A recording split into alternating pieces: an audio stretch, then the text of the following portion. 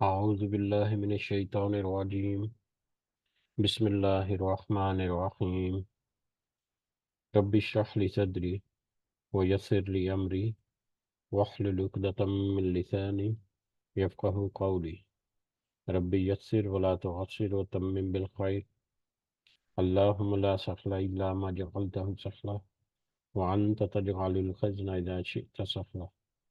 اللهم انفعنا بما علمتنا وعلمنا ما ينفعنا وزدنا علما. اللهم صل على محمد وعلى آل محمد كما صليت على إبراهيم وعلى آل إبراهيم إنك حميد مجيد. اللهم بارك على محمد وعلى آل محمد كما باركت على إبراهيم وعلى آل إبراهيم إنك حميد مجيد. آمين يا رب العالمين.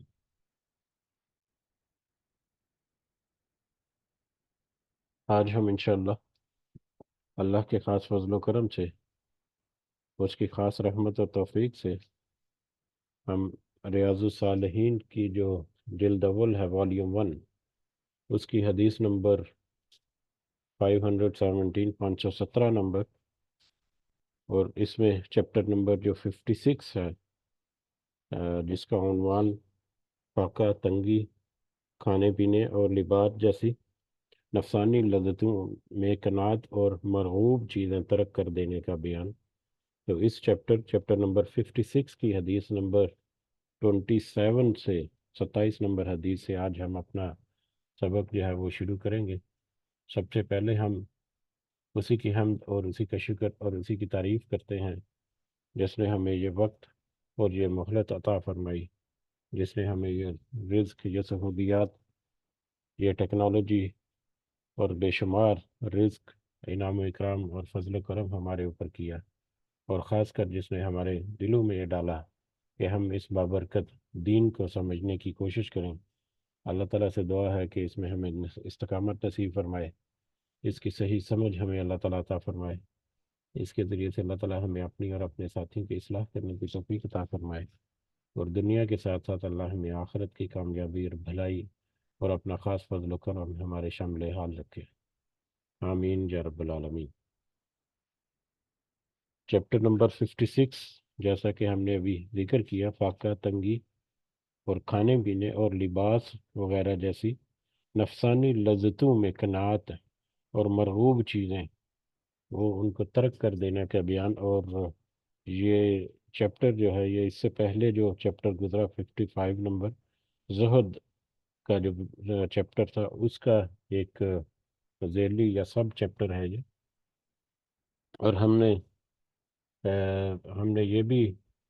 ہر مجلس میں یاد دہانی کے طور پر ذکر کیا کہ زہد اور زہد جو ہے وہ دراصل دنیا کی چیزوں سے، دنیا کی چیزوں کو اپنے اوپر حرام کر دینا یا ان سے بالکل قطع تعلق ہو کر کسی پہاڑ پر جنگل میں جا کر رہنے کا نام نہیں، بلکہ زہد جو ہے دنیا کے اندر رہتے ہوئے، اسی سمندر کے اندر رہتے ہوئے اپنے آپ کو ایک صحیح سیدھے راستے پر گامزن رکھتے ہوئے دنیا کے جو معاملات، دنیا کی لگژریز ہیں، جو دنیا کی جو آسائشیں ہیں، اور دنیا کی جو وی آئی پی قسم کی جو پروٹوکولز ہیں، ان سے اپنے آپ کو بچا کر سادگی اور کم سے کم پر قناعت کرنا، اللہ تعالیٰ نے جو کچھ دیا ہے اس کے اوپر صبر شکر کرنا، اور اس میں سے بھی اپنے نفس کے اوپر اس طرح سے ان چیزوں کا استعمال کرنا کہ نفس ان کا تابع نہ بنے، بلکہ وہ چیزیں اپنے نفس کے تابع رہیں۔ تو یہ زہد کا معیار ہے، اور یہ یقیناً ایک بہت ہی ایک ہم آپ اور اپنے رویوں اور اپنے اس وقت دور کے جو چل رہا ہے معاملات، اس کے مطابق اگر دیکھیں تو یہ ایک مشکل چیز ہے اس کو اچیو کرنا، لیکن کم از کم کوشش کرتے رہنا، اور کوشش ارادہ جو ہے وہ مضبوط کرنا، اور اس ارادے کے مطابق پھر اپنی نیت جو ہے وہ درست رکھنا، اور جب بھی موقع ملے، جہاں بھی موقع ملے، جہاں پر بھی ہمارے ذہنوں میں آئے، جہاں پر بھی ہمیں یہ یاد آئے کہ اس طرح کا معاملہ جو ہے وہ ہمارا دین ہمیں سکھاتا ہے، تو جہاں تک ممکن ہو ہم تھوڑا سا اس میں احتیاط برتیں، تو یقیناً اللہ تعالیٰ جو ہے ہماری اس چھوٹی موٹی کوشش جو ہے اس کو بھی قبول کرنے والا ہے، اور جو زیادہ کرے تو یقیناً حق تو اللہ کا یہی ہے، اور اس کے رسول کا بھی صلی اللہ علیہ وسلم، کہ جتنا زیادہ سے زیادہ اس کے حکموں کی اطاعت کی جائے وہی اس کا حق ہے۔ بہرحال اس دعا کے ساتھ کہ اللہ تعالیٰ ہمیں اس حق کو پہچان کر اس کے اوپر عمل کی بھی توفیق عطا فرمائے، اس دعا کے ساتھ ہم آگے بڑھتے ہیں اور آج کا سبق جو ہے وہ شروع کرتے ہیں، جو کہ حدیث نمبر 517، 517 نمبر حدیث ہے۔ یہ حضرت ابو امامہ ایاس بن سولہ بن انصاری، حضرت ابو امامہ ایاس بن سولہ انصاری حارثی رضی اللہ تعالیٰ عنہ سے روایت ہے کہ رسول اللہ صلی اللہ علیہ وسلم کے صحابہ نے ایک دن، رسول اللہ صلی اللہ علیہ وسلم کے صحابہ نے ایک دن آپ صلی اللہ علیہ وسلم کے سامنے دنیا کا ذکر کیا، نبی کریم صلی اللہ علیہ وسلم کے سامنے دنیا کا ذکر کیا۔ دنیا کا ذکر کرنے کا مطلب کہ دنیا کی باتیں، دنیا کے آسائش، دنیا کی زیب و زینت، دنیا کے جو اٹریکشنز ہیں، دنیا کی جو زینت اور عنایاں ہیں، ان کا ذکر کیا۔ تو رسول اللہ صلی اللہ علیہ وسلم نے فرمایا، کیا تم نہیں سنتے، کیا تم نہیں سنتے کہ سادگی ایمان کا حصہ ہے، یقیناً سادگی ایمان کا حصہ ہے۔ اس سے آپ صلی اللہ علیہ وسلم، یعنی سادگی ایمان کا حصہ ہے، تو آپ صلی اللہ علیہ وسلم کی مراد تھی تکلفات اور زیب و زینت کی چیزوں کو ترک کر دینا جو ہے یہ ایمان کا حصہ ہے۔ اب یہاں پر ہم دیکھیں تو گو کہ جس بھی پہلو کی طرف ہم نظر دوڑائیں گے، جس بھی طرف نظر دوڑائیں گے، ہمیں کچھ نہ کچھ اس میں اشارہ ضرور ملے گا، اس قدر وسعت ہے، گہرائی ہے اس موضوع میں۔ لیکن ہم عام مطلب چھوٹی سی اگر اشارتاً بات کرتے چلیں تو ہم اپنی نبی کریم صلی اللہ علیہ وسلم کے دنیا کا ذکر کیا، یہاں پر مزید تو کوئی اس طرح سے ڈیٹیل نہیں ہے، لیکن اسی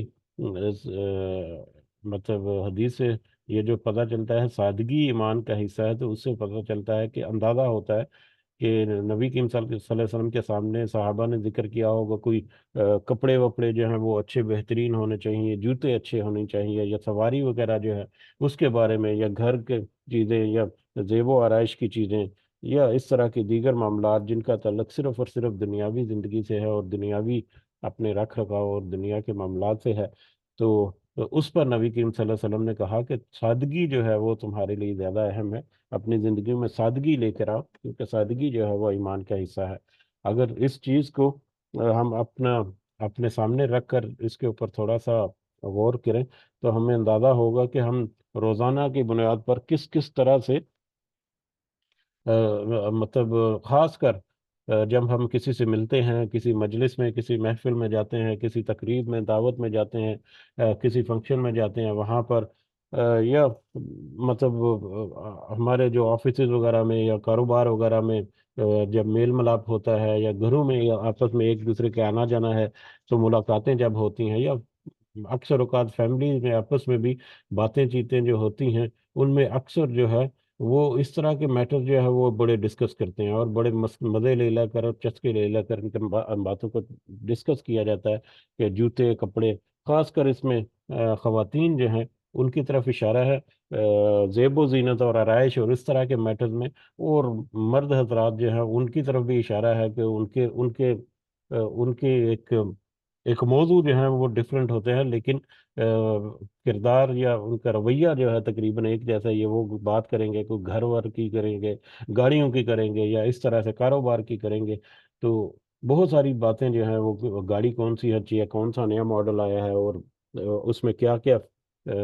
فیچرز ہیں، اور کیا اس میں فیسلٹیز ہیں اس میں،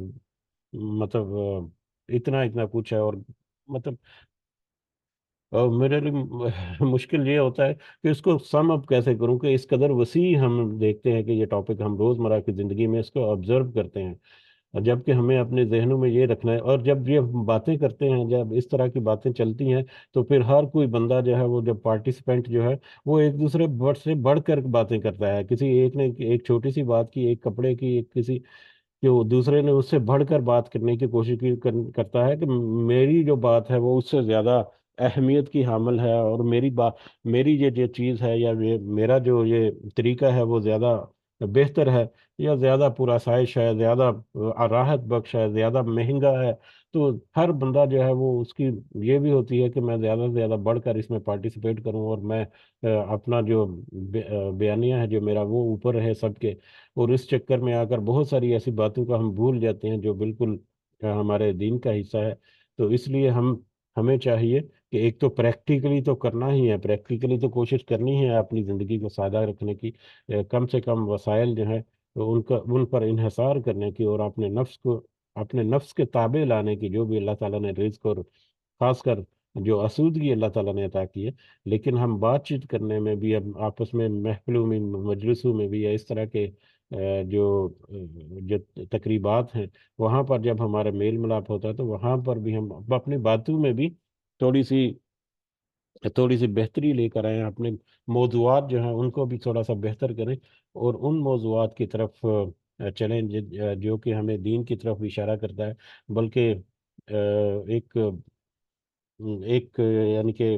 مشورہ کہہ لیں یا ایک طریقہ کہہ لیں، وہ یہ بھی ہوتا ہے کہ جب بھی کوئی محفل یا جب بھی کوئی مجلس اس طرح کی اناؤنس ہو یا ارینج کی جائے یا کچھ ہو، تو اس میں پہلے سے کچھ تھوڑا بہت رکھا جائے کہ ٹھیک ہے، تھوڑا بہت معاملات جو ہے وہ دنیا کے بھی چلتے رہتے ہیں یا اس طرح سا، لیکن تھوڑا سا تذکرہ جو ہے اس میں دین کا کیا جائے، تھوڑا سا اللہ اور اس کے رسول صلی اللہ علیہ وسلم کی باتوں کو بھی ڈسکس کیا جائے، تاکہ محفل کا جو ایک حق ہے وہ بھی ادا ہو جائے، اور دنیا کے ساتھ آخرت کی یاد دہانی بھی ہو، تو اس میں پھر آپ کی آواز جو ہے وہ بھی زیادہ لوگوں تک بھی پہنچے گی، اور پھر اللہ تعالیٰ بھی یقیناً اس محفل میں، اس مجلس میں برکت عطا فرمائے گا، اور اللہ تعالیٰ سے دعا ہے کہ اس میں ہمیں صحیح فہم دے، اور اس کی گہرائی کی صحیح نصیحت جو ہے وہ ہمارے دلوں میں اتارے کہ اس میں کس قدر گہری باتیں ہیں۔ اور اس کے علاوہ یہاں پر اس کی جو فوائد میں لکھا ہوا کہ اس سادگی سے مطلب جو ہے وہ صفائی وغیرہ جو ہے وہ نہیں ہے، صفائی جو ہے وہ تو ویسے ہی ایمان کا نصف حصہ ہے، نصف ایمان جو ہے وہ صفائی ہے، صفائی ستھرائی رکھنا، اپنے جسم کو، اپنے کپڑوں کو، یا اپنے دیگر ماحول کو صاف ستھرا رکھنا، وہ ایک الگ سے ٹاپک ہے، لیکن یہ سادگی کا مطلب ہے کہ جو بھی آپ پہنیں، جو بھی آپ مطلب اوڑھیں، اور جو بھی آپ کا زندگی لائف سٹائل جو ہے وہ زیادہ سے زیادہ سادہ ہونا چاہیے، اور سادگی سے، اور یقیناً سادگی میں نفاست بہت ہے، سادگی میں آپ دیکھیں تو بڑی بڑی نفاست جو ہے وہ معلوم ہوتی ہے، بڑی صاف ستھرائی جو ہے وہ آٹومیٹکلی اس میں ظاہر ہونے لگ جاتی ہے سادگی میں۔ تو بہرحال سادگی جو ہے اس کا وہ بھی ایمان کا حصہ ہے، جو اس حدیث سے ہمیں پتہ چلا، تو ہمیں کوشش کرنی چاہیے کہ ہم اپنی زندگیوں کو جتنا بھی ہو سکے سادہ سے سادہ رکھیں انشاءاللہ۔ اگلی حدیث کی طرف بڑھے، یہ حضرت ابو عبداللہ جابر بن عبداللہ رضی اللہ تعالیٰ عنہما سے ہے کہ رسول اللہ صلی اللہ علیہ وسلم نے ہمیں بھیجا کسی مشن پر، کسی ایک مہم پر بھیجا، نبی کریم صلی اللہ علیہ وسلم نے حضرت ابو عبداللہ جابر بن عبداللہ رضی اللہ تعالیٰ عنہ، تو حضرت ابو عبیدہ جو ہیں وہ رضی اللہ تعالیٰ عنہ کو ہمارا امیر مقرر کیا، لیڈر مقرر کیا، اور مقصد ہمارے بھیجنے کا یہ تھا کہ ہم قریش کے ایک قافلے کا تعاقب کریں، اور زاد راہ کے طور پر کھجوروں کا ایک تھیلا جو ہے وہ ہمیں دے دیا گیا۔ اب قریش کے قافلے کا تعاقب کریں، جیسا کہ قرآن کے مطلب سبق میں ہم دیکھ رہے ہیں کہ کچھ مختلف طرح کے مہمات جو ہے وہ چلتی رہتی تھی، اپنے راستے جو ہے ان کو پروٹیکٹ کرنے کے لیے، ارد گرد جو نقل و حرکت ہو رہی ہے مختلف طرح کے قبیلوں کی، اور خاص کر دشمن کی، اس کے اوپر نظر رکھنے کے لیے، یا سارے معاملات میں، تو اس طرح کی مطلب جو مہم جو ہے، یا اس طرح کے آ، جو گروہ جو ہیں وہ نبی کریم صلی اللہ علیہ وسلم بھیجتے تھے مختلف اوقات میں، مختلف سمتوں میں، تاکہ وہ پوری انفارمیشن جو ہے وہ اپنے پاس جمع رہے۔ تو ایک بڑا قافلہ، تقریباً 300 افراد پر مشتمل قافلہ جو ہے وہ نبی کریم صلی اللہ علیہ وسلم نے مقرر کیا، کسی ایک قریش کے قافلے کو مطلب ٹریس کرنے کے لیے، یا اس کے بارے میں اس پر نظر رکھنے کے لیے کہہ لیں، یا جس طرح سے بھی ہے،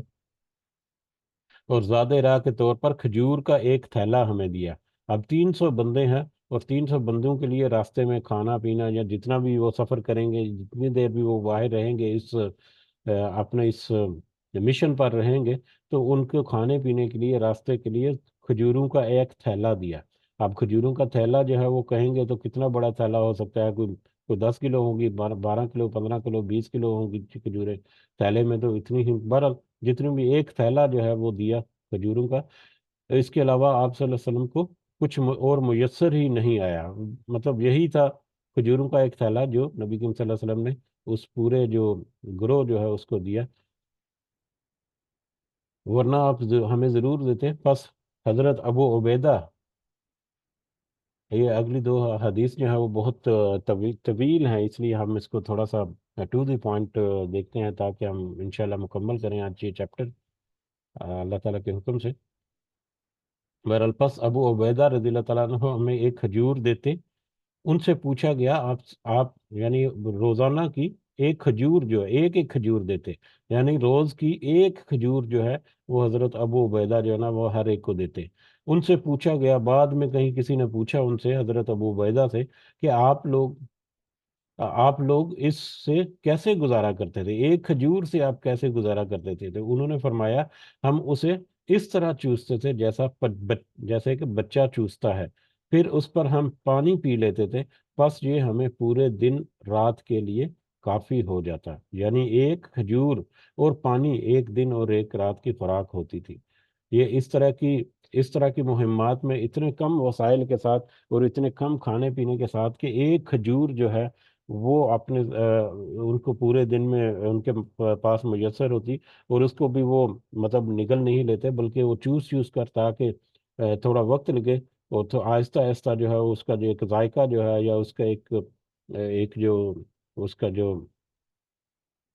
اثر جو ہے وہ جسم میں اترتا رہے، اور پھر پانی پی لینا، اور پھر اسی کے اوپر پورا دن رات 24 گھنٹے جو ہے وہ ایک کھجور کے اوپر گزارا کرنا، یہ یقیناً ہم جیسے لوگوں کا نہیں، یہ تو صحابہ کرام کی یہ یہ یہ ان کی عظمت تھی، یا ان کی یہ کوشش اور صبر تھا جس کے اوپر پھر وہ اتنے اتنے بڑے اجر جو ہیں ان کے مستحق ٹھہر گئے.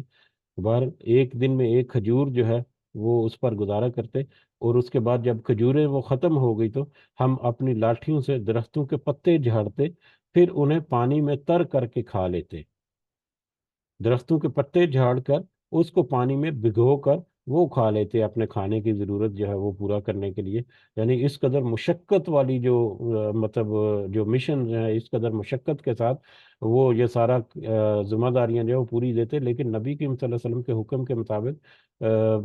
کہیں پر کوئی کمزوری نہیں، ان کے عمل میں کہیں کوئی کمزوری نہیں آئی. راوی بیان کرتے ہیں کہ ہم سمندر کے ساحل پر چلے. اب وہ اس طرح کی سچویشن رہی، پھر سمندر کے ساحل پر چلے تو ہمارے سامنے ساحل سمندر پر ریت کے بڑے ٹیلے جو ہے اس کی طرح ایک چیز بلند ہوئی. ہم اس کے پاس آئے تو دیکھا یہ ایک بڑا جانور ہے جسے امبر کے نام سے پکارا جاتا ہے. ساحل سمندر پر ایک بہت بڑا ریت کا ٹیلا جو ہے، وہ ریت کا ٹیلا اچھا خاصا بڑا ہوتا ہے پہاڑ کی مانند. تو ایک چیز جو ہے وہ دور سے ابھری سمندر میں سے، تو قریب جب جا کر دیکھا تو یہ ایک بڑا جانور تھا جسے امبر نام کا یہ جانور یا مچھلی سمندر سے جو ہے بڑی بہت بڑی بڑی حجم اور والیوم کے اعتبار سے بہت بڑی بڑی مچھلیاں جیسا کہ ویل وغیرہ ہے وہ ہمیں پتہ ہے کہ موجود ہیں سمندروں میں، جو وہ کئی کئی ٹن ان کا اپنا وزن نہیں، کئی کئی ٹن خوراک جو ہے وزن کی وہ ایک ایک وقت میں کھا جاتی ہیں. تو اتنا اتنا بڑا جانور ہے. بہرحال ہمارے امیر حضرت ابو عبیدہ رضی اللہ تعالیٰ عنہ نے فرمایا کہ یہ مردار ہے، اس لیے یہ ہمارے لیے بیکار ہے. پہلے انہوں نے کہا کہ یہ تو مردار ہے، یہ مرا ہوا جانور ہے، ہمارے لیے بیکار ہے. پھر فرمایا کہ نہیں، بلکہ ہم تو رسول اللہ صلی اللہ علیہ وسلم کے قاصد ہیں اور اللہ کے راستے میں نکلے ہوئے ہیں، اور تم اضطرار کی حالت میں ہو، یعنی اضطرار بھوک کی وجہ سے اور مطلب کیفیت جو ہے حالات کے مطابق، تو اس طرح مجبوری کی حالت میں ہے، تو اس لیے کھاؤ. بس ایک مہینہ ہم نے اسی کے گوشت پر گزارا کیا. اتنا بڑا وہ جانور تھا یا اتنی بڑی وہ مچھلی تھی کہ پورا مہینہ 300 افراد جو ہیں ہم 300 افراد تھے. 300 افراد پورا ایک مہینہ جو ہے اس کے گوشت کے اوپر انہوں نے وہاں پر گزارا کیا، 300 افراد نے. اور پھر اس اونٹ سوری اس جانور کی کیفیت کہتی تھی جو اس مچھلی کی، ہم 300 افراد تھے، یہاں تک کہ ہم فربا ہو گئے، اور ہمارا حال یہ تھا کہ ہم اس جانور کی آنکھ کے گڑے سے تیل کے گھڑے کے گھڑے اور نکالتے، تیل کے گھڑے نکالتے، یعنی اس کی جانور کی آنکھ اتنی بڑی تھی کہ اس کا جو حلقہ ہے یا اس کا جو پٹ ہے، اس میں سے تیل کے گھڑے اتنا زیادہ اس میں تیل تھا، نکالتے، اور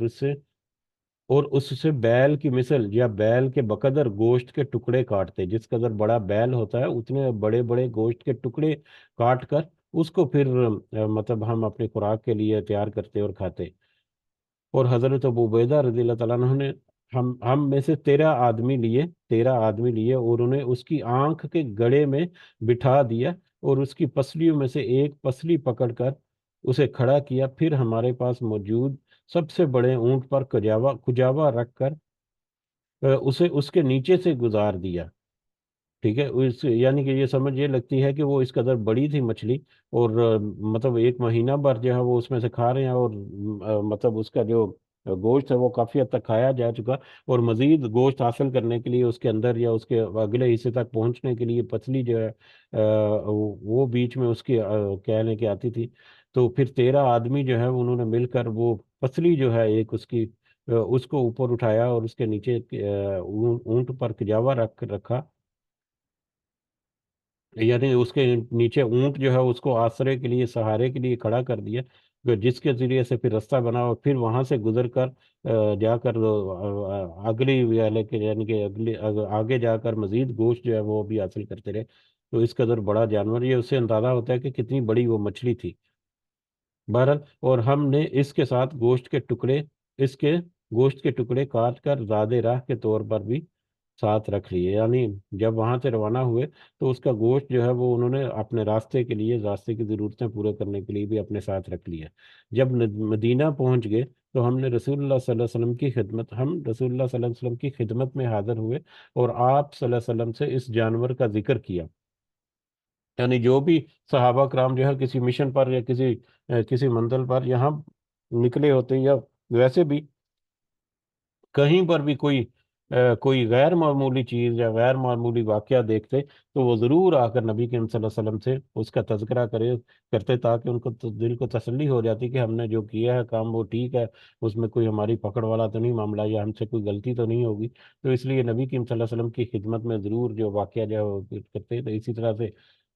اس گروہ نے بھی نبی کریم صلی اللہ علیہ وسلم کی خدمت میں حاضر ہو کر اس جانور کے بارے میں ذکر کیا، تو آپ صلی اللہ علیہ وسلم نے ارشاد فرمایا، وہ رزق تھا جسے اللہ نے تمہارے لیے نکالا تھا،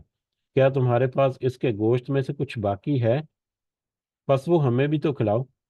تو نبی کریم صلی اللہ علیہ وسلم نے کہا، اس کے گوشت میں سے کچھ بچا ہوا ہے تو ہمیں بھی کھلاؤ، ہم بھی دیکھیں وہ گوشت کیسا تھا۔ چنانچہ ہم نے اس کا ایک حصہ جو ہے وہ آپ کی خدمت میں بھیجا، جسے آپ صلی اللہ علیہ وسلم نے تناول فرمایا، اور نبی کریم صلی اللہ علیہ وسلم نے بھی اس جانور کا گوشت جو اپنے ساتھ لے کر آئے تھے اس میں سے کچھ جو ہے نبی کریم صلی اللہ علیہ وسلم نے بھی تناول فرمایا۔ اب یہ حدیث جو کافی لمبی ہے، اس میں کافی سارے موضوعات جو ہیں وہ اور بھی نکلتے ہیں۔ مچھلی،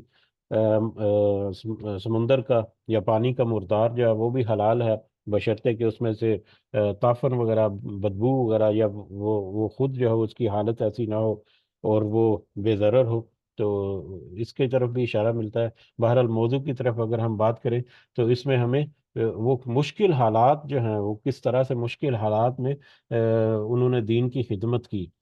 کہ اپنے سارے گھر بار کو چھوڑا، اپنے ساتھ ایک کھجوروں کا ایک تھیلا جو ہے وہ پکڑا، اور وہ ایک لمبے مشن کے اوپر نکل گئے، اور ایک مہینے تک تو مچھلی کا گوشت کھاتے رہے۔ اس کا مطلب ہے کہ کتنا لمبا عرصہ تک وہ مشن جو ہے وہ جاری رہا، اور اس میں وہ یہ بھی نہیں اکتائے تھے کہ کیا مصیبت ہے، ہم اپنی دنیا، اپنی عیش و آرام چھوڑ کر کس مطلب مشن پر ہمیں بھیج دیا، ہم آرام سے گھر میں بیٹھتے اپنا کاروبار یا جو بھی معاملات ہیں ان کو لے کر چلتے، اور سکون کی زندگی ہم گزار سکتے تھے۔ تو صحابہ کرام کا یہ رویہ نہیں، بلکہ وہ تو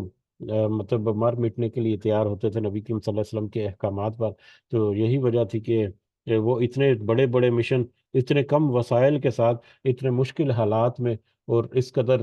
صبر اور مشقت کے ساتھ وہ سارے کے سارے معاملات جو ہے وہ ان کو فیس کرتے، اور اس میں بھی پھر وہ اللہ کا شکر جو ہے وہ ادا کرتے، اور نبی کریم صلی اللہ علیہ وسلم کی خدمت میں آ کر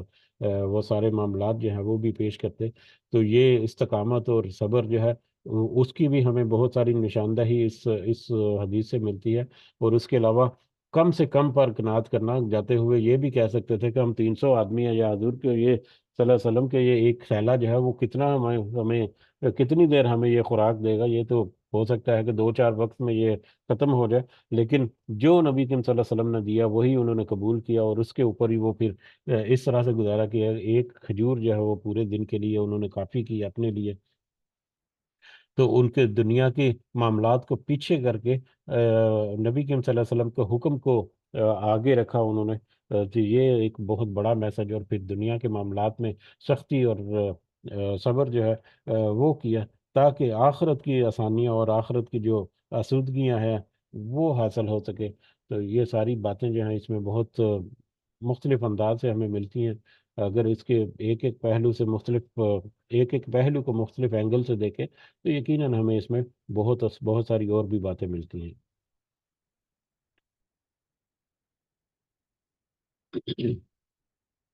بہرحال اگلی حدیث کی طرف چلتے ہیں، اور یہاں پر اس میں تقریباً وہی باتیں ہیں جو ہم نے ابھی ذکر کی مچھلی کے بارے میں بھی، اور مچھلی بھی پتہ ہے ہمیں کہ سمندروں میں کتنی بڑی بڑی مخلوق اللہ تعالیٰ نے پیدا کی ہوئی ہے، کہ وہ ایک ایک وقت میں کئی کئی ٹن کھانا جو ہے وہ خوراک ان کی ہوتی ہے، اور کئی کئی ہزار، ہزاروں نہیں، لاکھوں لاکھوں کے اعتبار سے بلکہ کروڑوں کے مطلب کاؤنٹ میں ایسے جانور جو ہیں سمندر کی تہوں میں پائے جاتے ہیں، چھوٹے بڑے۔ سبحان اللہ، وہ دنیا کی ایک الگ ہی دنیا ہے وہاں پر۔ اگر سمندر کے اندر کی جو کچھ آپ ویڈیو کلپس وغیرہ اگر آپ دیکھیں تو، اور دوسرا یہ بھی دیکھیں کہ یہ کتنی بڑی مخلوق ہے کہ مطلب 1 مہینہ تک اس کا گوشت کھاتے رہے، اور 13 آدمی، جیسا کہ اس میں حدیث میں ہم نے پڑھا کہ 13 آدمی اس کے آنکھ کے حلقے میں داخل ہوئے، ٹھیک ہے، یا اس پہ بیٹھ گئے 13 آدمی۔ تو اس سے اندازہ ہو سکتا ہے کہ کس قدر بڑی مخلوق ہوگی، اور کیسے اللہ تعالیٰ نے ان ساری چیزوں کو مسخر کیا ہوا ہے انسان کے لیے، مسخر کر دیا ہے۔ جو مطلب جیسا کہ ہم قرآن کی آیات میں اکثر دیکھتے ہیں کہ اللہ تعالیٰ نے تو مسخر کر دیا ساری چیزوں کو۔ تو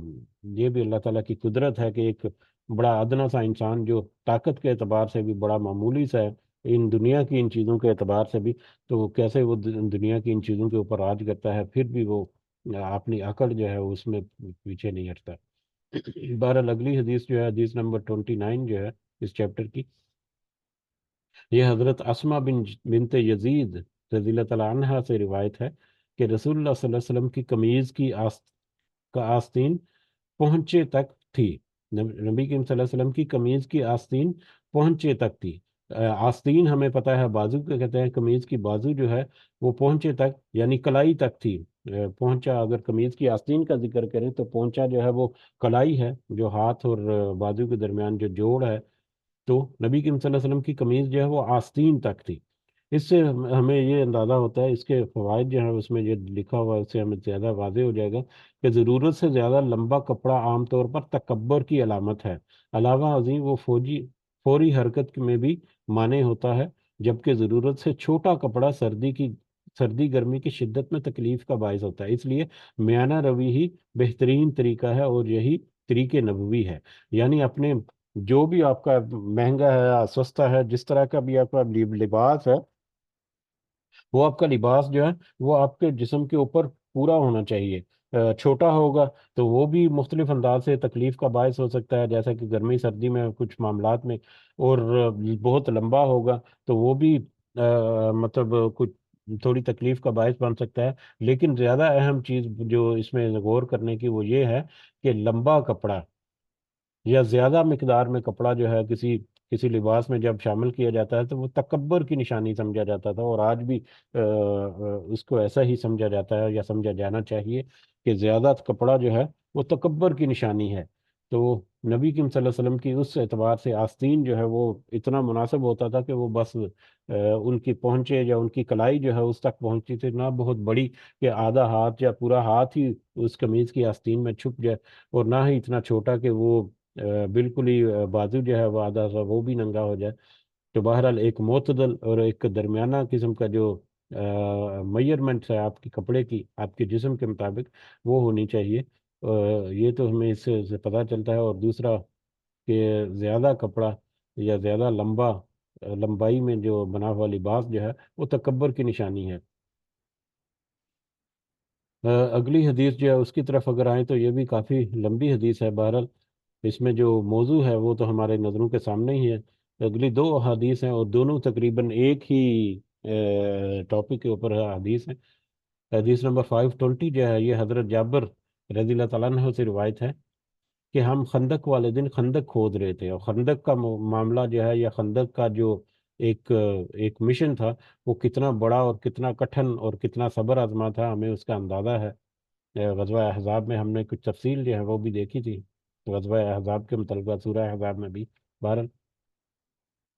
خندق والے دن خندق کھود رہے تھے کہ ایک نہایت سخت چٹان ہمارے سامنے آ گئی، جسے توڑنے میں صحابہ کرام جو ہے رضوان اللہ اجمعین وہ سارے ناکام رہے۔ چنانچہ وہ نبی کریم صلی اللہ علیہ وسلم کی خدمت میں حاضر ہوئے اور عرض کیا کہ یہ سخت چٹان خندق میں آ گئی ہے جو ٹوٹنے میں نہیں آ رہی۔ آپ صلی اللہ علیہ وسلم نے ارشاد فرمایا، اچھا میں خود خندق میں اترتا ہوں۔ پھر آپ صلی اللہ علیہ وسلم کھڑے ہوئے اور بھوک کی شدت سے آپ کے پیٹ پر پتھر بندھا ہوا تھا، اور 3 دن ہمارے ایسے گزرے تھے کہ کوئی چیز ہم نے چکھی نہیں تھی۔ جب وہ خندق میں چٹان کا میٹر ہوا، نبی کریم صلی اللہ علیہ وسلم کے پاس یہ معاملہ گیا، انہوں نے کہا میں خود آتا ہوں، تو اس وقت کی کیفیت یہ تھی کہ انہوں نے پیٹ پر پتھر بندھا ہوا تھا خوب بھوک کی شدت کی وجہ سے، اور اس وقت تک 3 دن سے کوئی کچھ کھانا پینا نہیں کھایا تھا، ایسے گزرے تھے۔ 3 دن ہمارے ایسے گزرے تھے کہ کوئی چیز ہم نے نہیں چکھی تھی۔ بس نبی کریم صلی اللہ علیہ وسلم نے کدال پکڑی اور چٹان پر ماری، جس سے وہ ریت کا ٹیلا ہو گئی، یعنی ریت کی طرح ریزہ ریزہ ہو گئی۔ نبی کریم صلی اللہ علیہ وسلم نے اس کے اوپر جب کدال سے ضرب لگائی تو وہ ٹوٹ گئی اور ریزہ ریزہ ہو گئی۔ حضرت جابر حدیث کے راوی جو حدیث بیان کر رہے ہیں وہ کہتے ہیں کہ میں نے میں نے کہا یا رسول اللہ صلی اللہ علیہ وسلم مجھے گھر جانے کی اجازت دیں۔ چنانچہ میں گھر آیا اور اپنی بیوی سے کہا کہ میں نے نبی کریم صلی اللہ علیہ وسلم کی ایسی حالت دیکھی ہے، یعنی انہوں نے دیکھا کہ پتھر بندھا ہوا ہے بھوک کی شدت کی وجہ سے، اور 3 دن سے کچھ کھایا بھی نہیں ہے وہاں پر، سب نہیں، سب کی یہی کیفیت ہے۔ تو وہ گھر آئے اور اپنی بیوی سے کہا کہ میں نے نبی کریم صلی اللہ علیہ وسلم کی ایسی حالت دیکھی ہے جو میرے لیے ناقابل برداشت ہے، کیا تیرے پاس کھانے پینے کی کوئی چیز ہے؟ اس نے کہا کہ میرے پاس کچھ جو اور بکری کا ایک بچہ ہے، ایک بکری کا بچہ ہے، کچھ جو ہے بکری کا بچہ ہے۔ چنانچہ میں نے وہ بچہ ذبح کیا اور جو پیسے یہاں تک کہ گوشت پکنے کے لیے ہنڈیا میں ڈال دیا۔ پھر میں نبی کریم صلی اللہ علیہ وسلم کے پاس آیا جبکہ آٹا تیار تھا، یعنی آٹا گوندھ کر روٹی بنانے کے لیے جو کا آٹا، اور گوشت جو ہے وہ پکانے کے لیے ہنڈیا میں ڈال کر ریڈی کر کے، یہ سارا کچھ ریڈی کر کے پھر وہ نبی کریم صلی اللہ علیہ وسلم کے پاس آئے۔ میں نے کہا یعنی نبی کریم صلی اللہ علیہ وسلم سے کہا کہ میں نے تھوڑا سا کھانا تیار کیا ہے یا رسول اللہ صلی اللہ علیہ وسلم، آپ تشریف لے چلیے اور 1 یا 2 آدمی اپنے ساتھ لے لیں۔ آپ صلی اللہ علیہ وسلم نے فرمایا وہ کھانا کتنا ہے؟ تو میں نے آپ صلی اللہ علیہ وسلم کو تفصیل بتا دی کہ وہ اتنا ہے، ایک بکری تھی جس کو میں نے ذبح کر کے کھانے کے لیے پکانے کے لیے رکھا ہے، اور کچھ آٹا ہے جو کا جو اسے روٹی کے لیے تیار کیا ہے، تو وہ بہت ہے۔ تو آپ صلی اللہ علیہ وسلم کو تفصیل بتائی، وہ بہت ہے اور عمدہ ہے۔ تم اپنی، یعنی نبی کریم صلی اللہ علیہ وسلم نے اسے کہا کہ وہ بہت ہے اور عمدہ ہے، یعنی اچھا کھانا ہے، بہترین ہے۔ تم اپنی بیوی سے کہہ دو کہ میرے آنے تک ہنڈیا چولہے سے اتارے اور نہ ہی تنور سے روٹیاں نکالے، یعنی میرے آنے تک وہ آٹا جو ہے وہ بھی ریڈی رکھے، تندور میں روٹیاں لگانی یا نکالنا جو ہے وہ بھی نہیں، اور چولہا جو ہے وہ بند نہیں کرنا، اسی طرح سے پکتا رہنے دو سالن میرے آنے تک۔ پھر آپ صلی اللہ علیہ وسلم نے تمام صحابہ کو خطاب کر کے فرمایا، اٹھو چلو۔ پس تمام مہاجرین اور انصار اٹھ کھڑے ہوئے۔ حضرت جابر رضی اللہ تعالیٰ عنہ فرماتے ہیں کہ میں جلدی جلدی گھر آیا اور بیوی سے کہا کہ تیرا بھلا ہو۔ نبی کریم صلی اللہ علیہ وسلم اور آپ صلی اللہ علیہ وسلم کے ساتھ تمام مہاجرین اور انصار سب کے سب آ گئے۔ تو بیوی نے کہا نبی کریم صلی اللہ علیہ وسلم نے تم سے کھانے کی مقدار کے بارے میں پوچھا تھا؟ کیا نبی کریم صلی اللہ علیہ وسلم نے پوچھا تھا کہ کھانا کتنا ہے؟ اتنا کم کھانے کے اوپر نبی کریم صلی اللہ علیہ وسلم کیسے مطلب کہیں گے صحابہ کو کہ ساری آ جاؤ؟ تو میں نے کہا کہ ہاں، یہ دارمی کی روایت ہے کہ اس کے بعد ہے، یعنی اس کے بعد دارمی کی روایت ہے۔ ایک پاس بیوی نے کہا اللہ اور اس کا رسول بہتر جانتا ہے، تم نے تو ان کو جو کچھ تم نے تو ان کو جو کچھ ہمارے پاس ہے بتلا دیا تھا۔ बीवी की ये बात सुनकर मुझे कुछ हौसला हुआ और मेरे दिल का बोझ दूर हो गया। यानी मुझे ये तसल्ली होगी कि जब मैंने नबी करीम सल्लल्लाहु अलैहि वसल्लम को वादे तौर पर बता दिया कि इतना सा खाना है और एक या दो साथी आ जाए, उसके बावजूद नबी करीम सल्लल्लाहु अलैहि वसल्लम ने सबको कहा आ जाने के लिए, तो यकीनन इसमें नबी करीम सल्लल्लाहु अलैहि वसल्लम की कोई सोच होगी। तो तसल्ली में आ गए कि नबी करीम सल्लल्लाहु अलैहि वसल्लम जब ये अमल कर रहे हैं तो इसमें कुछ ना कुछ बेहतरी है। तो और मैंने बीवी से कहा कि तूने सच कहा। अच्छा, नबी करीम सल्लल्लाहु अलैहि वसल्लम अपने सहाबा रिजवान अल्लाह अजमैन जो है उनसे फरमाया अंदर आ जाओ और तंगी ना करो। यानी वो पहुंच गए तो अंदर आने के लिए कहा। फिर आप सल्लल्लाहु अलैहि वसल्लम ने रोटी के टुकड़े करने और उन पर गोश्त रखना शुरू कर दिया, और हांडी से गोश्त और तनूर से रोटी निकाल लेते तो उसे उन्हें ढक देते और उन्हें अपने साथियों की खिदमत में पेश कर देते। यानी एक रोटी निकालते और तंदूर को ढक देते और उस सालन की हंडिया में से थोड़ा सा गोश्त लेकर उसके ऊपर रखते, रोटी के ऊपर, और हंडिया को भी ढक देते, और इसी तरह से वो करते रहे। और फिर साथियों की खिदमत पे पेश करते और फिर निकालते, इसी तरह दूसरे को देते। फिर इस तरह आप सल्लल्लाहु अलैहि वसल्लम रोटियां तोड़ते और गोश्त निकालते रहे और सबको देते रहे, यहाँ तक कि सब सेर हो गए और उसमें से भी कुछ खाना जो है बच गया। फिर आप सल्लल्लाहु अलैहि वसल्लम ने जाबिर रज़ियल्लाहु अन्हु की बीवी जो है उससे कहा कि तू भी खा ले और दूसरों को हदिया भी भेज दे, क्योंकि लोग भूखे हैं। कि यानी कि वो इतने जो मतलब लोग हैं वहां पर, वो सारे के सारे वहां पर गए और उन सब ने खाया। मुहाजिरीन और अंसार एक बड़ा ग्रोह था जो खंदक में मतलब मशगूल था, तो वो सारे के सारे उससे सैर हो गए। खाना उन्होंने खाया पेट भर कर, और उसके बावजूद वो बच गया। और जिसको फिर नबी करीम सल्लल्लाहु अलैहि वसल्लम ने बाद में तनावल किया और फिर घर वालों से भी कहा कि आप भी खा लें और दूसरों को भी हदिया दें। यानी अपने हमसाए और दूसरे लोग जो बाकी रह गए, जो वहां पर मौजूद नहीं है, क्योंकि वो भी भूखे हैं, लोग भूखे हैं। तो इसमें भी नबी करीम सल्लल्लाहु अलैहि वसल्लम का एक मौजज़ा जो है उसकी तरफ इशारा मिलता है हमें, कि एक अल्लाह ताला की तरफ से एक मौजज़ा जो है वो सब ने वहां पर देखा। और दूसरा जो गज़वा अहज़ाब या खंदक खोदते हुए जो हालात थे मुसलमानों के, उसकी तरफ से इशारा है। दोबारा पिछली हदीस में जैसे जिक्र किया कि कोई ऐसा मिशन या कोई ऐसा मतलब मामला जब होता, तो सारे के सारे सहाबा जो है वो पूरी तरह से उसमें शामिल होते, बगैर ये फिक्र किए कि हमें हमारी रोजी रोटी है, हम आराम से आसाइश से ज़िंदगी गुजार सकते हैं। वो सारा कुछ पसे पुश डालकर वो तकलीफ़ों और मुशक्क़तों और मसाइब जो है उनके गले लगाते और फिर आगे बढ़ चढ़ कर नबी करीम सल्लल्लाहु अलैहि वसल्लम के अहकामात जो हैं उनको उनकी पासदारी करते। और फिर दुनिया की जो चीज़ें हैं उनको पीछे रख के अपने नफ्स को आगे जो भेजना है, या अल्लाह ताला के पास जो रिस्क है, या अल्लाह ताला के पास जो अजर है, उसकी तरफ नज़र मरकूज करते हुए, उसकी तरफ अपनी सोच जो है फोकस करते हुए वो सारे ये इकदाम करते रहे। तो इसमें भी हमें ये चीज़ जो है वो वापस मिलती है कि दुनिया को सहाबा कराम ने किस तरह से कम रखा या पीछे किया दीन के मामलात में। और यानी दूसरे अल्फाज में कि उन्होंने फोकस किया दुनिया की चीज़ों को अपने पीठ के पीछे रखकर, उन्होंने आगे आइंदा आने वाली जिंदगी, जो अबदी जिंदगी में जो अजर मिलना है, उसको फोकस किया और उसको हासिल करने के लिए वो उन्होंने कोशिशें की सारी की सारी। ये हदीस जो है कुछ एक दो रिवायात जो है वो उसका और भी जिक्र है। तो तकरीबन वही अल्फाज हैं, उसी तरह से मिलते जुलते थोड़े से फ़र्क के साथ ये हदीस जो है मुख्तलिफ रिवायात में आई है। इसके फ़वाइद में अगर हम देखें तो इसमें भी नबी करीम सल्लल्लाहु अलैहि वसल्लम समेत सहाबा कराम की तंगदस्ती और फ़क्र फाका वाली ज़िंदगी और मौजूदा तकसीर ताम के अलावा नबी करीम सल्लल्लाहु अलैहि वसल्लम की तवाज़े का बयान है कि आप सल्लल्लाहु अलैहि वसल्लम सहाबा कराम के साथ मिलकर सख्त मेहनत और मशक्क़त वाले काम भी करते थे। काश हमारे कायदीन और बड़े लोग भी इस असवा हसना को अपनाएं। हमारे यानी कि उस वक़्त नबी करीम सल्लल्लाहु अलैहि वसल्लम जो है वो एक लीडर और एक सुपरवाइज़र और एक इमाम होने के बावजूद वो उनमें लोअर लेवल पर जाकर वो पूरे का पूरा काम करते थे खुद। और मतलब कैसे उन्होंने कुदाल उठाकर अपनी चट्टानों को तोड़ना, तो पूरी तरह से वो पेश पेश थे। हमारे आज के जो लीडर और हमारे जो आज के कायदीन और हमारे आज के सो कॉल्ड जो इमाम है, उनकी तरह से नहीं है कि अपनी जगह पर बस बैठ जाना है और दूसरे लोगों को हुक्म देकर बस उसका मंजर जो है वो देखते रहना है।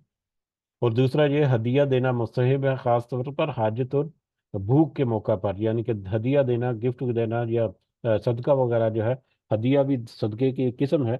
تو وہ بھی جو ہے وہ مستحب ہے، ضرور دینا چاہیے جتنی بھی ہمت ہو کسی میں۔ یہ اگلی آخری حدیث جو ہے اس چیپٹر کی، حدیث نمبر 521، اور اس چیپٹر کی حدیث نمبر 31 ہے۔ یہ حضرت انس رضی اللہ تعالیٰ عنہ سے روایت ہے کہ حضرت ابو طلحہ رضی اللہ تعالیٰ عنہ نے اپنی اہلیہ حضرت ام سلیم رضی اللہ تعالیٰ عنہ سے کہا کہ میں نے رسول اللہ صلی اللہ علیہ وسلم کی آواز میں کمزوری محسوس کی ہے، میرا خیال ہے کہ وہ بھوک کی وجہ سے ہے، کیا تیرے پاس کھانے پینے کی کوئی چیز ہے؟ اب یہ حضرت ابو طلحہ نے بھی نبی کریم صلی اللہ علیہ وسلم کی آواز میں کمزوری محسوس کی، اور ان کو یہ اندازہ ہو گیا کہ بھوک کی شدت کی وجہ سے ان کی کمزوری ہے، تو انہوں نے اپنی بیوی سے کہا کہ کھانے کو کچھ کوئی چیز ہے، تو انہوں نے کہا کہ ہاں۔ پھر انہوں نے جو کہ چند روٹیاں نکالی، پھر اپنا دوپٹہ پکڑا اور اس کے کنارے میں روٹیاں لپیٹیں اور میرے یعنی حضرت انس کے کپڑے کے نیچے چھپا دی، اور اس دوپٹے کا حصہ جو ہے وہ میرے جسم پر لپیٹ دیا، پھر مجھے رسول اللہ صلی اللہ علیہ وسلم کی خدمت میں بھیجا، چنانچہ وہ لے گیا۔ یعنی حضرت انس کے جو ایک دوپٹہ تھا، اس کے ایک پلڑے میں یا ایک کنارے میں وہ روٹیاں جو ہے باندھی، اور باقی حصہ جو ہے وہ ان کے اوپر لپیٹ کر، ان کے اوپر اڑا کر پھر نبی کریم صلی اللہ علیہ وسلم کی طرف بھیجا، اس طرح سے۔ تو میں نے رسول اللہ صلی اللہ علیہ وسلم کو مسجد میں تشریف فرما پایا، مسجد میں موجود تھے وہ، آپ صلی اللہ علیہ وسلم لوگوں کے ساتھ بیٹھے ہوئے تھے، میں نے ان کے پاس جا کر کھڑا ہو گیا، تو مجھ سے رسول اللہ صلی اللہ علیہ وسلم نے پوچھا کہ کیا تمہیں ابو طلحہ نے بھیجا ہے؟ اب وہ تھوڑی سی روٹیاں تھیں، وہ صرف نبی کریم صلی اللہ علیہ وسلم کے لیے ہی کافی تھی، تو وہ صرف انہی کو دینی تھی، لیکن باقی لوگ بھی ساتھ بیٹھے ہوئے تھے، تو حضرت انس نے پھر صرف ذاتی یا پرسنلی طور پر نبی کریم صلی اللہ علیہ وسلم کے پاس جا کر کھڑے ہو گئے، تو جو نبی کریم صلی اللہ علیہ وسلم نے مجھ سے پوچھا کہ کیا تمہیں ابو طلحہ نے بھیجا ہے؟ میں نے کہا جی ہاں۔ تو آپ صلی اللہ علیہ وسلم نے پھر پوچھا، ان کو اندازہ ہو گیا ہوگا یقیناً، آپ صلی اللہ علیہ وسلم نے پھر پوچھا کہ کیا کھانے کے لیے؟ تو میں نے کہا جی ہاں۔ تو رسول اللہ صلی اللہ علیہ وسلم نے ساتھیوں سے کہا کہ اٹھو، پس وہ سب چلے، اور میں ان کے آگے آگے چلتا رہا، یعنی نبی کریم صلی اللہ علیہ وسلم نے جب یہ سنا کہ ابو طلحہ نے کھانے کے لیے مطلب دعوت بھیجی ہے یا کہا ہے یا انتظام ہے یا کچھ ایسا ہے، تو انہوں نے اپنے ساتھیوں سے بھی کہا کہ چلو، اور پھر آگے آگے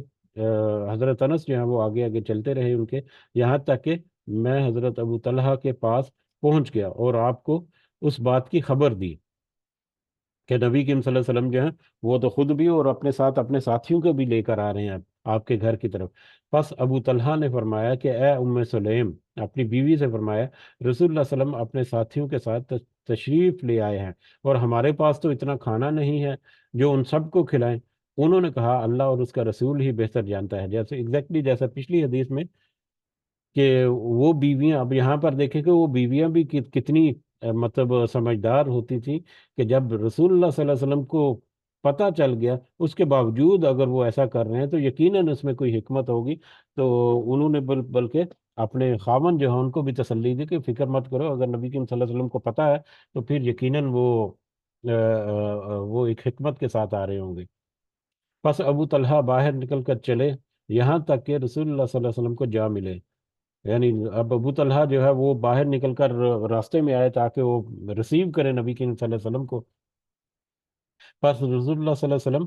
ان کے ساتھ آگے بڑھے، حتیٰ کہ دونوں گھر میں داخل ہو گئے۔ رسول اللہ صلی اللہ علیہ وسلم نے ام سلیم سے فرمایا، یعنی ابو طلحہ کی بیوی کو فرمایا کہ تمہارے پاس جو کچھ ہے لے آؤ۔ پس انہوں نے وہ روٹیاں پیش کر دیں، رسول اللہ صلی اللہ علیہ وسلم کے حکم سے ان روٹیوں کو توڑا گیا، اور ام سلیم نے ان پر گھی کی کپی نچوڑ دی، جس سے ان کو سالن والا بنا دیے، یعنی چپڑی روٹی سالن کا کام دے گی، یعنی روٹی تھی خالی، اس کے ساتھ سالن بھی نہیں تھا، اس کو پھر گھی لگا کر تھوڑا سا مطلب جس کو ہم کہتے ہیں چوپڑ دیا پنجابی میں، اردو میں بھی چپڑی روٹی جو ہے وہ استعمال ہوتا ہے، بہرحال تو وہ جو ہے اس سے روٹی نرم ہوگی، اور وہ سالن کے طور پر بھی اس سے سالن کی کمی اس سے فیل نہیں ہوئی۔ پھر رسول اللہ صلی اللہ علیہ وسلم نے اس میں جو اللہ نے چاہا کہا، یعنی خیر و برکت کی دعا فرمائی، اور فرمایا 10 آدمیوں کو کھانے کی اجازت دو۔ پس ابو طلحہ نے انہیں اجازت دی، انہوں نے کھانا کھایا یہاں تک کہ سیر ہو گئے، یعنی 10 آدمیوں کا ایک گروہ جو ہے یا ایک کہہ لے کہ بیچ جو ہے، وہ پہلے ان کو کہا کہ 10 آدمی آ جائیں اور کھانا کھا لیں، تو 10 آدمی نے کھانا کھایا اور سیر ہو گئے، پھر چلے گئے۔ آپ صلی اللہ علیہ وسلم نے فرمایا 10 آدمی کو اجازت دو، یعنی اگلا 10 کا گروہ جو ہے وہ کرو۔ بس انہیں اجازت دی گئی، انہوں نے بھی کھانا کھایا حتیٰ کہ سیر ہو گئے اور نکل گئے۔ آپ نے فرمایا 10 آدمی کو اجازت دو، اس سے اگلے 10 آدمی پھر ابو طلحہ نے اجازت دی، یہاں تک کہ سب لوگوں نے 10 10 کر کے سیر ہو گئے، سیر ہو کر کھانا کھایا۔ اور یہ 70 یا 80 آدمی تھے، 70 یا 80 آدمی جو ہے وہ نبی کریم صلی اللہ علیہ وسلم کے ساتھ آئے ابو طلحہ کے گھر میں، اور 10 10 کے گروہ میں انہوں نے نبی کریم صلی اللہ علیہ وسلم کے حکم کے مطابق وہ چند روٹیاں جو ہیں وہ مطلب کافی ہوگی ان 70 یا 80 آدمیوں کے لیے بھی۔ تو یہ بھی نبی کریم صلی اللہ علیہ وسلم کے ایک معجزے کی طرف اشارہ ہے، اور خوراک کی قلت یا اس طرح کے معاملات میں، اور خاص کر نبی کریم صلی اللہ علیہ وسلم کا اپنا کہ وہ مطلب کھانے پینے کی طرف سے کیسے وہ انہوں نے اپنے آپ کو پیچھے رکھا کہ دنیا کی جو جو لذتیں ہیں ان کو کم سے کم کیا جائے۔ تو اس حدیث میں بھی ہمیں بہت سارے ویسے ہی سبق ملتے ہیں، جیسا کہ پچھلی جو حدیث ہے اس میں سے ہم نے دیکھا تھا۔ تو یہ حدیث جو ہے یہ بھی مختلف الفاظ میں آگے ہمیں ملتی ہے مختلف طریقوں سے، کچھ اور روایات میں بھی ہے۔ اچھا، یہاں پر ابھی ہمارے لیے اہم یہ بھی ہے سمجھنا یا سوچنا کہ یہ جو احادیث جو گزری ہیں، جن میں نبی کریم صلی اللہ علیہ وسلم کے معجزات کا ذکر ہے، جیسے کہ ابھی بھی دو دو احادیث تو ابھی گزری ہیں، اس سے پہلے بھی کچھ احادیث جو ہیں وہ ایسی گزری ہیں جس میں نبی کریم صلی اللہ علیہ وسلم کے خوراک کے بارے میں معجزات کا ذکر ہے۔ تو یہ احادیث جو ہیں یہ کوئی سنی سنی روایات یا چھنی چھنی باتیں یا کوئی سٹوریاں گھڑی گڑائی نہیں ہیں، یہ بلکہ معتبر روایات میں، اور بلکہ یہ دو احادیث جو ہیں تو یہ تو صحیح بخاری اور صحیح مسلم سے لی گئی ہیں، جو کہ مطلب ان کی جو آ، ان کا جو موضوع ہے اس کے اوپر پوری اترتی ہیں کہ پوری طرح سے صحیح اور مضبوط احادیث ہیں یہ۔ تو ان کے اوپر ایک تو اعتماد کرنا جو ہے وہ بھی ہمارے لیے اہم ہے، ضروری ہے کہ یہ کوئی سنی سنانی باتیں نہیں ہے، یہ ایسے معجزات تھے۔ اور ان معجزات کو ہم سامنے رکھ کر اگر دوسری طرح سے بھی سوچیں کہ نبی کریم صلی اللہ علیہ وسلم جن کو اللہ تعالیٰ نے اتنے اس قدر معجزات عطا فرمائے ہیں کہ مطلب وہ ہمیں ہمارے سامنے جاتے ہیں، تو اگر وہ کاروبار کرتے، اگر وہ ٹریڈنگ کرتے، اگر وہ دنیا کے معاملات میں کچھ حاصل کرنا چاہتے تو کیا کچھ حاصل نہیں کر سکتے تھے۔ مال غنیمت جو ہے وہی اتنا آ جاتا تھا، جب وہ حالات جو اچھے ہوئے تو وہی اسی سے عیش و عشرت کی زندگی گزر سکتی تھی، لیکن یہ سارا کچھ ہونے کے باوجود انہوں نے کم سے کم پر اپنے آپ کو رکھا، اور کھانا کھانے میں بھی وہ اتنا کم کہ صحابہ جو ہیں وہ محسوس کرتے تھے کہ نبی کریم صلی اللہ علیہ وسلم کی حالت جو ہے وہ کھانا کھانے کی وجہ سے اتنی کمزور ہے یا پیٹ پر پتھر باندھے ہوئے ہیں۔ تو یہ نبی کریم صلی اللہ علیہ وسلم کی سنت ایسی رہی، پھر ان کو فالو کرنے والے صحابہ کرام جو تھے وہ کس قدر مضبوط تھے نبی کریم صلی اللہ علیہ وسلم کی باتوں کو ماننے میں، اور اپنے ایمان میں، تقوی میں، زہد میں، خاص کر کہ ان کی باتوں کے نہ صرف ان کی باتوں بلکہ ان کو پریکٹیکلی ان کو اپنایا انہوں نے اپنی زندگیوں میں۔ آج ہمارے سامنے یہ ہے، تو گو کہ ہم بہت کمزور ہیں اس حوالے سے کہ ہم ان کے اوپر عمل کریں، اس کے باوجود بھی ہم یہ دعا کرتے ہیں کہ اللہ تعالیٰ میں توفیق دے کہ ہم اس پر جہاں تک ممکن ہو کچھ عمل کرنے کی کوشش کریں۔ ہمیں چاہیے کہ ہم اس میں ضرور کچھ نہ کوشش کریں، تاکہ اللہ تعالیٰ ہمیں بھی ان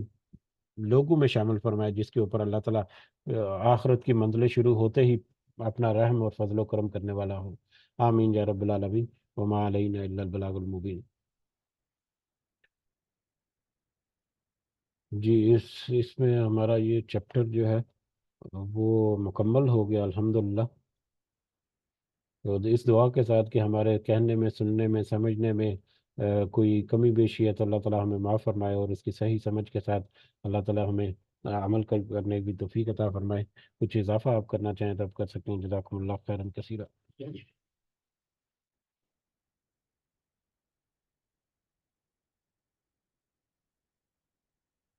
جی ٹھیک ہے، اجازت چاہتے ہیں پھر۔ آج جمعرات ہے اور شفیق صاحب کا میسج جو ہے وہ کافی عرصے سے